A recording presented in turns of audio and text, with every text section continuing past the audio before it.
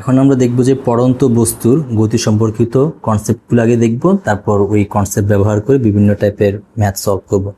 তো পড়ন্ত বস্তুর গতি বলতে আসলে কি বোঝায়? দেখো, তুমি আমরা যখন ম্যাথগুলো করছিলাম, ওখানে কিন্তু আমাদের পড়ন্ত বস্তু ছিল না, এরকম একটা রাস্তা দেওয়া ছিল। তারপর এখানের মধ্যে কি দেওয়া আছে, একটা কার দেওয়া আছে। এখানে এই কারটা কোন দিকে যাচ্ছে? সামনের দিকে যাচ্ছে। তাহলে এই বস্তু কি নিজের দিকে পড়তেছে নাকি অনুভূমিক বরাবর চলতেছে? এটা এটা অনুভূমিক বরাবর চলতেছে। এতক্ষণ আমরা এই টাইপের মোশনগুলো নিয়ে আলোচনা করছিলাম, ঠিক আছে? তো এখন আমরা যে কাজটা করব, পড়ন্ত বস্তুর গতি সম্পর্কে পড়ালেখা করব। এর মানে কি?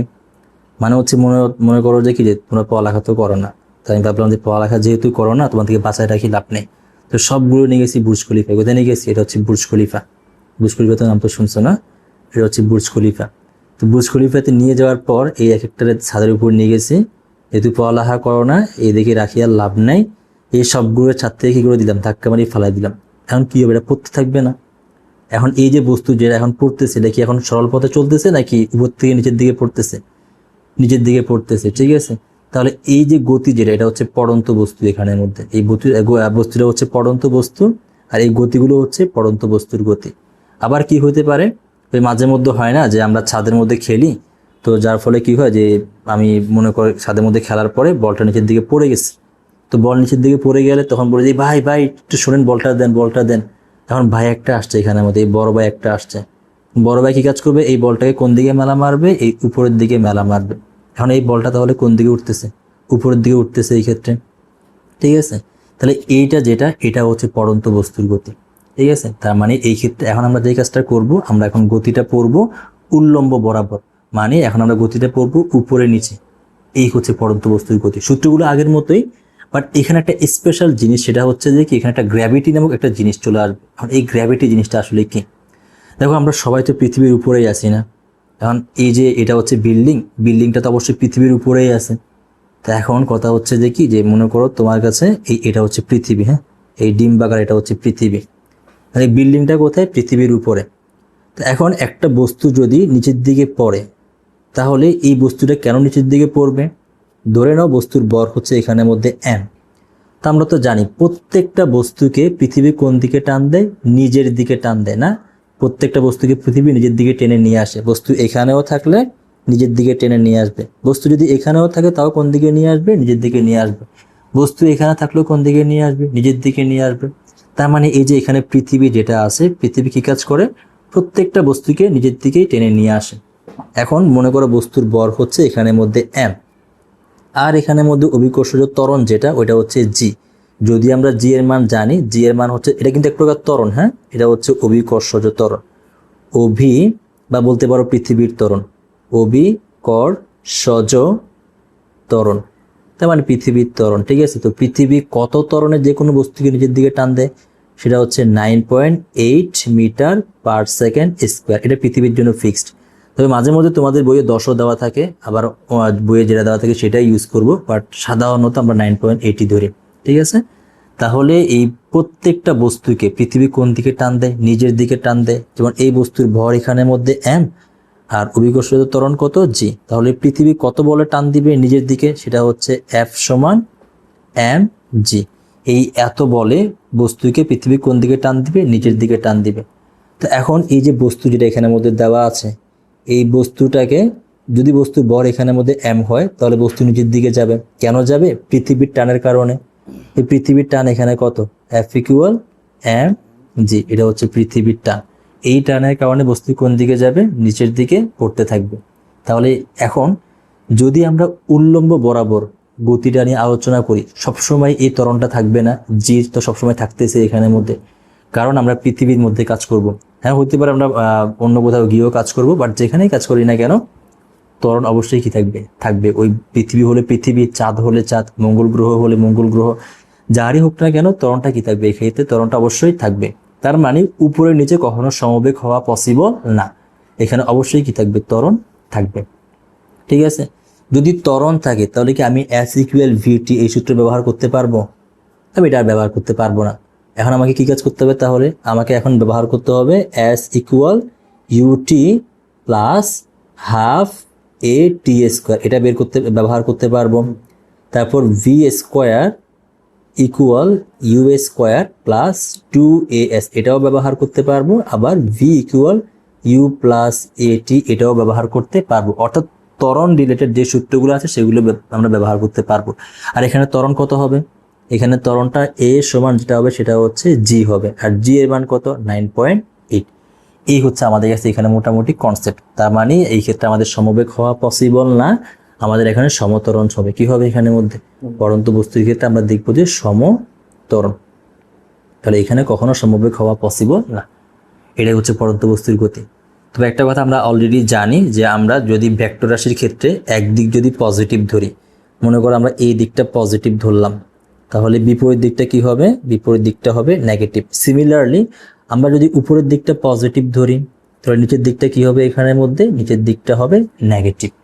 এই কথাটা আমরা মাথায় রাখবো। আমরা দুইটা জিনিস মাথায় রাখবো পরন্ত বস্তুর ক্ষেত্রে, একটা হচ্ছে উপরের দিক পজিটিভ হলে নিচের দিক নেগেটিভ। এটা আমরা সাধারণত উপরের দিকটা পজিটিভ ধরি, চাইলে তুমি নিচের দিকটাও পজিটিভ ধরতে পারতা, বাট ওই যে স্থানাঙ্ক জ্যামিতিতে আমরা পড়তাম যে এটা এক্স অক্ষের এদিকে পজিটিভ থাকে, এক্স অক্ষের এদিকে নেগেটিভ, ওয়াই অক্ষের উপরের দিকে পজিটিভ আর ওয়াই অক্ষের নিচের দিক কি হয়? নেগেটিভ হয়। ওইটার সাথে মিল রেখে আমরা উপরের দিকটা পজিটিভ ধরছি, নিচের দিকটা নেগেটিভ ধরছি। তো এখন আমরা এখন কিছু প্রবলেম প্র্যাকটিস করি, আমাদের কনসেপ্টগুলো আরো ক্লিয়ার হবে। তো প্রথম যে ম্যাথটা এখানের মধ্যে দেওয়া আছে সেটা হচ্ছে কি, যে 30 মিটার পার সেকেন্ড আতিবেগে একটি ক্রিকেট বলকে মুকুল খাড়া উপরের দিকে ছুড়ে দিল, বলটির সর্বোচ্চ কত উচ্চতায় উঠলো তা নির্ণয় করো। এখন আমরা কি এখানে কোয়েশ্চেনটা কি, আমরা চিত্রটা ড্র করা ট্রাই করি। মনে করো এটা মাঠ আর এটা হচ্ছে তোমাদের মুকুল, এটা মনে করো মুকুল।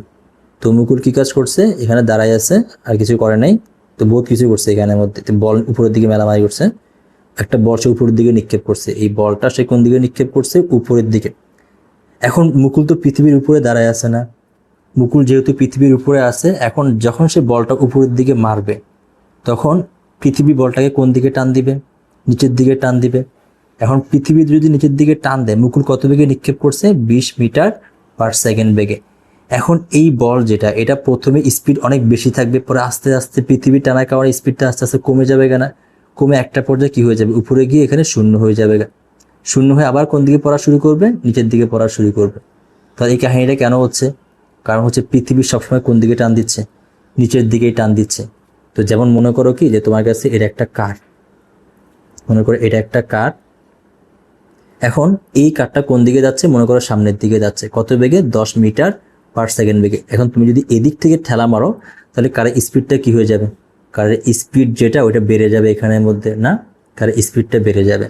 বাট মনে করো কাঠটা যাচ্ছে কোন দিকে? কাঠটা যাচ্ছে সামনের দিকে। তো তুমি সামনের থেকে এখান দিয়ে চলে আসলা, তুমি চলে আসলে এখানের মধ্যে এটাকে থামানোর জন্য।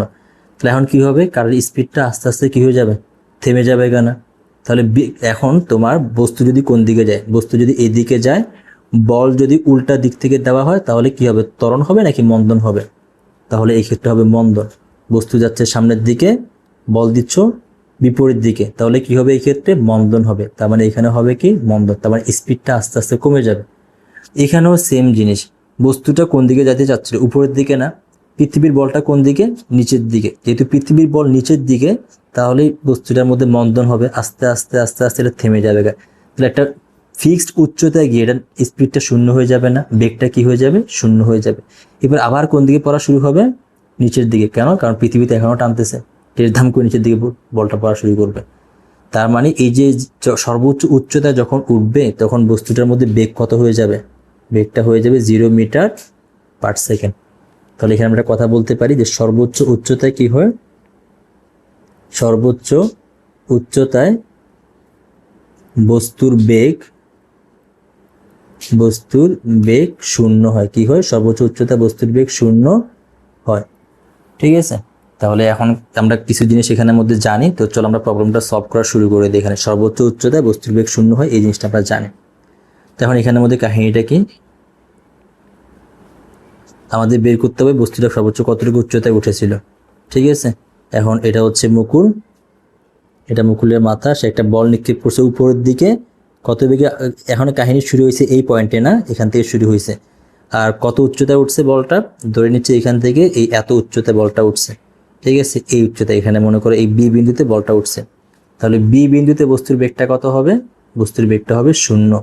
আর এই বিন্দুতে বস্তুর বেগটা কত, 20 মিটার পার সেকেন্ড। তাহলে কাহিনীটা শুরু হয়েছে এ স্থানে, শেষ হয়েছে বি স্থানে। তাহলে আদি বেগটা এখানের মধ্যে কত, 20 মিটার পার সেকেন্ড। শেষ বেগটা এখানে কত, 0 মিটার পার সেকেন্ড, কারণ সর্বোচ্চ উচ্চতায় বেগ শূন্য হয়ে যাবে। আর ত্বরণ কোন দিকে কাজ করবে এখানের মধ্যে, উপরের দিকে নাকি নিচের দিকে? কারণ ত্বরণ সবসময় নিচের দিকে কাজ করবে। তাহলে এই ত্বরণ যেটা, এটা কত হবে এখানের মধ্যে, -9.8 মিটার পার সেকেন্ড। এখন কথা হচ্ছে মাইনাস কেন? কারণ দেখো আদি বেগ যেটা উপরের দিকে ছিল না, তো সেই জন্য এটাকে আমরা পজিটিভ নিয়েছি। আমরা বলেই দিচ্ছি উপরের দিক কি হবে, পজিটিভ হবে। এরপর ত্বরণ যেটা, এটা কোন দিকে, নিচের দিকে। কোনো জায়গায় আমরা ত্বরণ বস্তু ধরেন মেনশন করছে একটা আপেল উপরে একটা সানের থেকে একটু দ্বারা আমি, তাহলে এখানে উপরের দিকটা আমরা কি ধরবো, পজিটিভ ধরবো। সেজন্য আমাদের আদি বেগটা পজিটিভ, আর ত্বরণটা কি হবে এখানের মধ্যে, যেহেতু নিচের দিকে সেজন্য এটাকে আমরা নেগেটিভ দিচ্ছি। আর সরণ যেটা, এটা কি নিচের দিকে নাকি উপরের দিকে? সরণটা উপরের দিকে, সেজন্য এই সরণটা হবে এখানের মধ্যে পজিটিভ। এখন আমরা কোন সূত্র ব্যবহার করবো এই ক্ষেত্রে?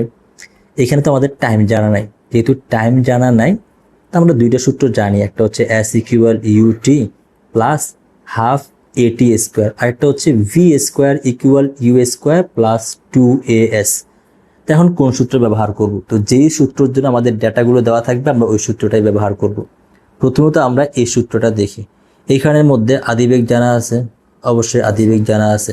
টাইম জানা আছে না, টাইম জানা নেই। এর মান জানা আছে, হ্যাঁ এর মান জানা আছে। তাহলে এইখানের মধ্যে আমাদের টাইমটাও জানা নাই, এসটাও জানা নাই। যেহেতু দুইটা মান অজানা, এটা আমরা ব্যবহার করব না। তবে ব্যবহার করতে পারবো যদি আমি টাইমটা বের করে নেই তো। বাট আমি চাইলে এটা ব্যবহার করতে পারি কিভাবে? আমাদের শেষ বেগ জানা আছে, অবশ্যই জানা আছে। শেষ বেগ কত হয়ে যাবে এখানে, 0 হয়ে যাবে। আদি বেগ জানা আছে, অবশ্যই জানা আছে। আদি বেগ হচ্ছে এখানে 20 মিটার পার সেকেন্ড। এর মান জানা আছে, অবশ্যই জানা আছে। এর মানটা হচ্ছে -9.8। বাকি রইল এস এর মান, শুধুমাত্র একটা মানই অজানা। অতএব এটা আমাদের জন্য ব্যবহার করা বেশি যুক্তিযুক্ত হবে। ঠিক আছে, তো চলো আমরা ব্যবহার করে দিই। আমাদের এখানের মধ্যে কি হবে, শেষ বেগটা হবে 0 উপরে স্কোয়ার। আদি বেগটা কত, 20 আর উপরে হোল স্কোয়ার প্লাস এখানে 2। এর মানটা কত, -9.8। আর এস এর মান আমরা জানি না, এস এর মান বের করব। এইবার এই 20 যেটা, আচ্ছা না 20টা না, আমরা 20টা এখানে রেখে দিই। এখানে কত আসবে, এখানে 0কে বর্গ করলে 0ই আসবে, আর 20কে বর্গ করলে আসবে 400। আর এখানের মধ্যে আমি যদি এটা গুণ করে দেই, তাহলে এখানে দেখতো এটা হচ্ছে প্লাস, এটা হচ্ছে মাইনাস, প্লাসে মাইনাসে মাইনাস। তো এখানে আসবে মাইনাস, আর গুণ করলেও হবে 9 × 18 8 × 16, তো এটা আসবে 19.6 S আসবে। এখন এই জিনিসটা তো এখানে মাইনাস, এই পাশে আনলে এটা কি হয়ে যাবে, এটা হয়ে যাবে এখানের মধ্যে প্লাস। তো আমি এটা লেফট হ্যান্ড সাইডে নিয়ে আসি। তাহলে 19.6 ইন্টু S, আর এই পাশে কত, 400। আর S = এখানের মধ্যে আসবে 400 / 19.6। এখান থেকে যা আসে এটাই হচ্ছে আমাদের অ্যান্সার। তো এটা হচ্ছে আমাদের কাছে সর্বোচ্চ কত উচ্চতা উঠবে, সর্বোচ্চ এটা এখানে যেটা উঠবে সেটা হচ্ছে S = 400 / 19.6 মিটার, এত মিটার উপরে উঠবে।